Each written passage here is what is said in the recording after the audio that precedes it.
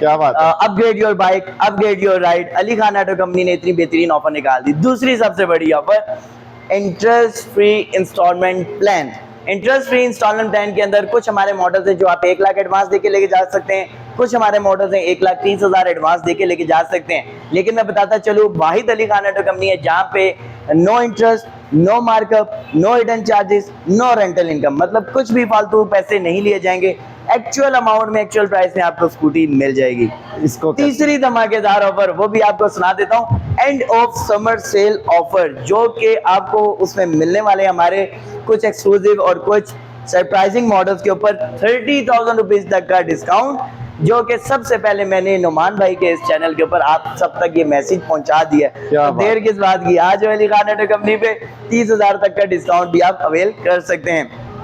और चौथी सबसे बड़ी ऑफर वो लास्ट में बताएंगे, वीडियो को देख लें। इसमें आज हम लोग बताने लगे चौथी बड़ी सरप्राइजिंग और इससे भी बड़ी ऑफर है, तो वीडियो को लास्ट तक जरूर देखना है। यहाँ पे हमारे पास खड़ा है यादिया का ईपॉक मॉडल, जो कि किसी तारुफ का मोहताज नहीं है। यादिया बेसिकली